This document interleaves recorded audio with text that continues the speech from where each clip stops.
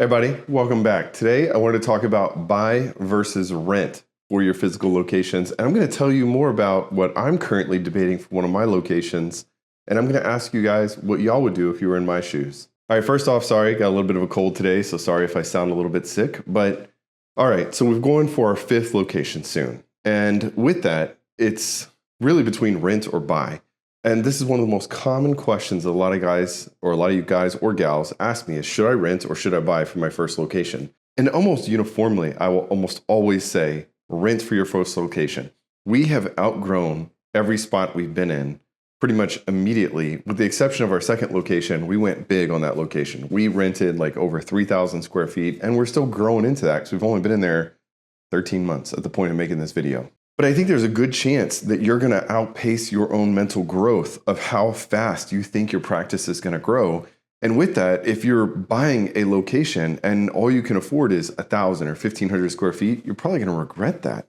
You're probably going to want a much bigger space, and you're going to be constrained by that space. Now, I think there's some exceptions. If it's the last parcel of land or it's the last, medical office building unit in a space where there's nothing else around, yeah, it might make sense at that point in time. Or if the deal's just so good that you can't turn it down, all right, that may make sense. But putting all your capital, 20 to 30% in to buying a location when you're first starting out usually doesn't make sense. But there's a lot of buts in that. And let's get to my specific scenario. All right, so our 5th location, okay?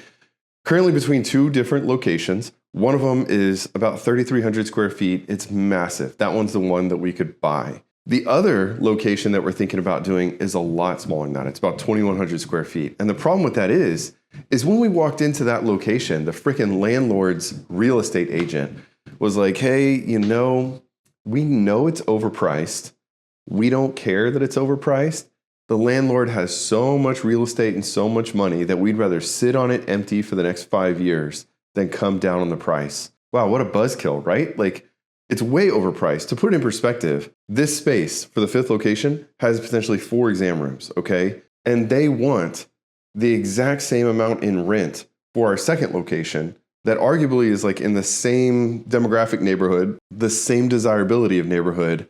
And yeah, they want the same amount in rent for about 1,200 square feet less space and 9 exam rooms to 4 exam rooms. So 5 exam rooms less. Isn't that insane? But this landlord, right, he came off as like, oh, I got so much money, I just don't need to sell it. And there's some truth to that, maybe, because the landlord, think about it from their standpoint. If they come down on the rent for us, when it comes time to renegotiate all the other rent, word's probably going to get out that we went down on the rent. So that values that area so much less and what he could potentially sell it for and go get a note from the bank, that sometimes these landlords are so stuck, they can't go down on it. Or even worse, the bank could potentially, depending on how your note is with the bank could potentially call your loan. The saleability or the net worth of that product significantly goes down, even if you lower the rent just a little bit, because they're amortizing that over years, decades, and extrapolating that into what that worth is based on the rentability of that and something called a percent cap rate, which I'm not going to get into in this video. But just know that sometimes landlords are screwed. They can't come down on the price because if they do, the mortgage lender could say, hey, you know what? Now this on paper is only worth X amount, which is 20% less. We're going to call that 20%. You have to pay 20% more into the account and pay down the note. Otherwise, we're going to call the loan entirely in full. Sometimes. That's not totally standard, but that can actually happen in some of the mortgage rates and notes that are out there. So, all right, so this was going down with him, right? So we went back to the other space, the one that has like 9 exam rooms, and we were like, okay, cool, let's buy it. So buying it, including renovations that we'd have to do. So I'm going to have to put 20% down, and we got like a contractor to come out and tell us how much it would be to renovate this thing. Actually, not as bad as I thought. For like a little bit over 3,000 square feet, the renovation price, including repainting, was like $120,000, which sounds like a lot of money, but honestly, just new flooring throughout was $28,000. The paint alone for the entire space, because it has these like huge high ceilings, $25,000.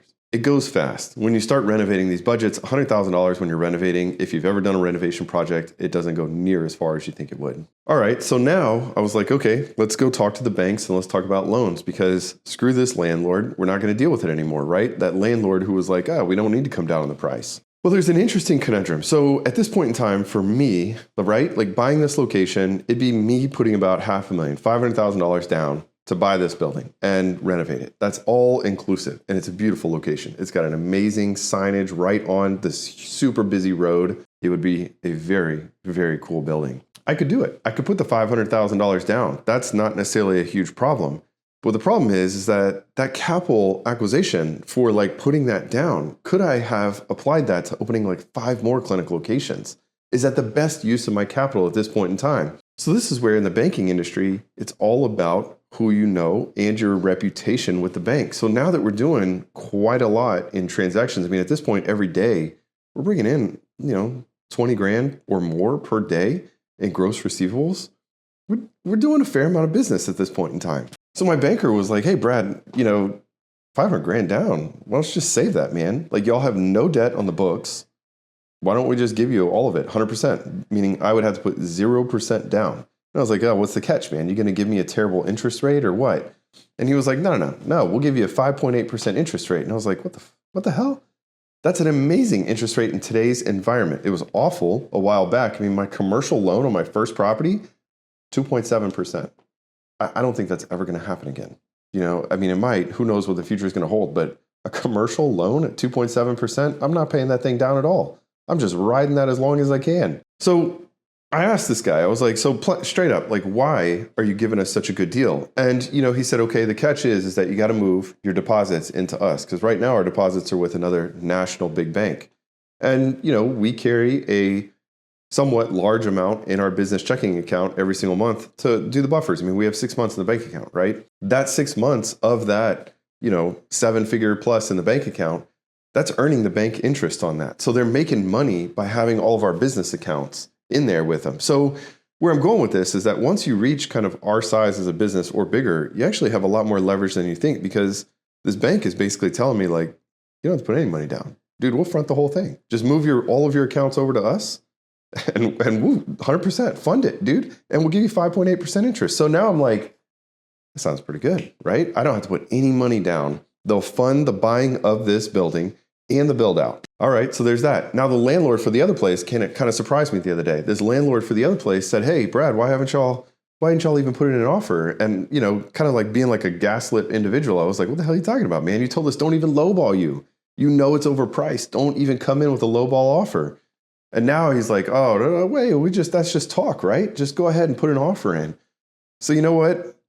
I lowballed the hell out of him. I mean, if you're not embarrassed, then it's not low enough. And I was borderline embarrassed. I actually was. I was embarrassed to send this in because for where I'm at in Austin, Texas, I was like, there's nothing written for this that's in this type of neighborhood. I mean, this is like ghetto rent that I'm like throwing out there. And he actually came back and he was like, all right, let's talk on that. Okay. We can maybe work with that because the space, 4 units, 4 different like exam rooms for that space. Landlord, it's been sitting there for a couple of years empty. He knows he's going to be struggling to rent it forever. So he's maybe come to the realization that some money's better than no money. All right. So now I have this conundrum, right? I have 2 locations. I have one that is essentially no money down. Problem with that is that it's going to take longer to close. It's going to take longer to get that set up. We have to go back and forth with buyer and seller negotiations. And I'm responsible for anything that breaks on it. And that AC unit in that place scared the hell out of me because, man, that AC unit, which is actually 3 AC units, they all looked like they've had 0 service done. No filter changes, no nothing. And I feel like I know because my grandfather ran an HVAC company with about 75 employees. And every summer I was out there installing, maintaining, doing all the HVAC stuff. Man, they look like, the theme of that place is deferred maintenance. They didn't put any money into that. And then that scares me, right? If one of those AC units goes bust, I mean, you're talking $20,000 for another AC unit for each one of those. I mean, we're talking commercial units. These are way more expensive than residential. All right, so maybe add installation costs on top of that. You're looking at $100,000 for AC costs, and that's just the ACs if they go out. Not only that, the parking at the other location is atrocious. And the part that makes me a little bit nervous is because we'd only have one provider in there right away, we would never cash flow that place. Like we would never make any money off of that place until we got multiple providers in that location. So we would only do it making money after we get multiple providers in that location, which is fine. I mean, every time I pay the rent on that mortgage note, I'm paying myself. I mean, I own the building and I'm paying rent to myself. So I'm paying the mortgage down. So I'm making some money. I'm not making nothing, but I'm not going to be cash flowing it right away. Now with the rent, we'd essentially start making money right away. We could start the credentialing right away. And the build out is extremely easy. It's just putting up one wall and maybe a little bit of paint, and we could get rolling right away on that. So that's kind of where I'm at. I don't know. Right now, I'm thinking I might go towards the rental at this point in time because one, I don't know. I just don't want to get into like easy debt. And two, I like cash flowing right away. You know, I want to make money. When we move in, essentially, I would imagine within 2 or 3 months of getting this new doc busy, we're going to be cash flowing positive every single month. I start making money. That's amazing. I want to make money on all this risk that I'm taking out. So I don't know. I'm debating between it. What would you guys do? Leave a comment below and tell me what y'all would do if y'all were in my shoes. Because a part of me is like, oh man, just save my capital and invest the hell out of it and keep growing. That's what I've been doing this whole time. I've been telling you guys, I'm probably never going to buy again because I just want to grow as fast as I can. Well, now that these banks are throwing it out there that they're willing to put 100% down, me put 0% down to fund all of this, yeah, that changes things a little bit. I don't know. I wasn't even entertaining that as an idea. All right, you guys. That's the process of my expansion today. I appreciate all you guys following along. Thank you so much for the kind comments. If you want me to consult with you, I'm redoing my website and I will be redoing all of my links for consulting. So that will be on pause for a week or two, but keep searching on down below on the links below and I'll be happy to consult with you guys in the near future. I'll see you guys next week. See y'all later.